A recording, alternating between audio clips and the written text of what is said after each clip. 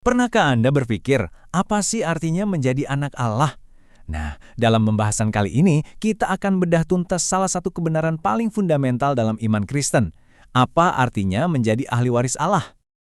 Oke, kita mulai ya. Untuk bisa benar-benar mengerti soal warisan ini, kita harus mulai dari dasarnya dulu, yaitu sebuah pergeseran identitas yang luar biasa, dari yang tadinya seorang hamba menjadi seorang anak.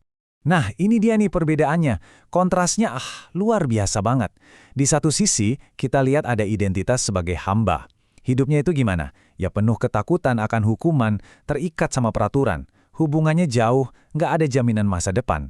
Tapi, coba lihat sisi satunya. Perubahan total menjadi anak. Ini bukan lagi soal takut, tapi soal kasih karunia dan cinta. Seorang anak itu punya akses penuh, punya kedekatan, dan yang paling penting punya hak waris yang tak terhingga. Oke, pertanyaannya sekarang, gimana caranya transformasi radikal ini bisa terjadi? Dari hamba kok bisa jadi anak? Jelas ini bukan proses yang alami ya, melainkan sebuah tindakan ilahi. Nah, jawabannya ada di dalam sebuah konsep yang indah banget, baik secara hukum maupun hubungan, yaitu adopsi ke dalam keluarga Allah.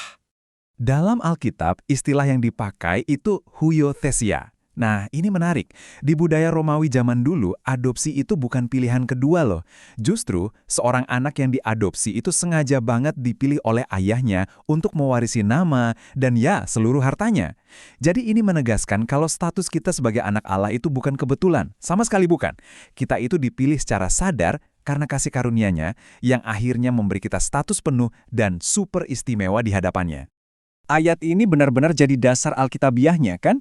Jelas banget di sini. Melalui iman kepada Yesus Kristus, kita yang percaya ini diberi kuasa, diberi hak untuk secara resmi jadi anak-anak Allah. Kuncinya apa? Ini bukan sesuatu yang kita kejar atau usahakan mati-matian. Bukan. Ini murni anugerah yang kita terima. Oke, jadi secara hukum kita udah diadopsi nih. Tapi, gimana caranya status hukum ini jadi sesuatu yang nyata, yang hidup di dalam hati kita? Gimana caranya kita bisa benar-benar merasa sebagai anak dan bukan lagi kayak hamba? Nah, disinilah peran Roh Kudus jadi krusial banget. Peran Roh Kudus di sini benar-benar nggak tergantikan. Dia itu bekerja di dalam kita, kayak saksi internal gitu, yang mengubah status hukum tadi jadi pengalaman pribadi kita. Jadi gimana caranya? Nah, ada 3 cara kunci. Pertama, dia yang meneguhkan status kita. Kedua, dia yang bikin kita bisa punya hubungan intim dengan Bapa. Dan yang ketiga, dia yang menjadi jaminan warisan kita di masa depan.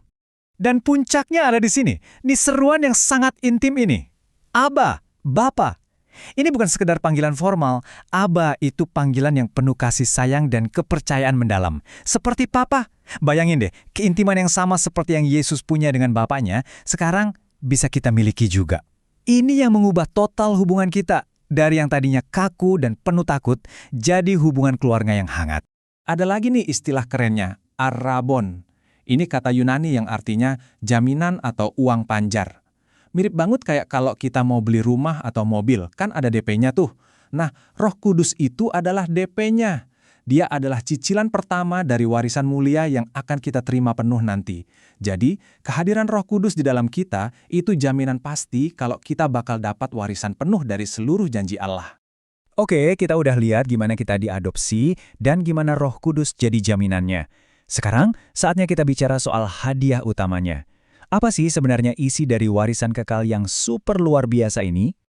Sebagai ahli waris bersama Kristus, warisan kita itu jauh melampaui apapun yang bisa kita bayangin. Coba lihat daftarnya. Kita akan dimuliakan bersama Kristus, kita dapat hidup yang kekal, tubuh baru yang mulia, kerajaan Kristus, semuanya luar biasa. Tapi hadiah terbesarnya, harta paling utamanya, adalah Allah sendiri. Kesempatan untuk mengenal dan menikmati Dia selamanya. Itulah puncak dari segalanya. Tapi ada satu hal penting nih yang perlu kita pahami. Ayat ini menjelaskannya dengan gamblang, jalan menuju kemuliaan itu ternyata melewati penderitaan bersama Kristus. Ini bukan berarti kita harus nyari-nyari penderitaan ya, bukan.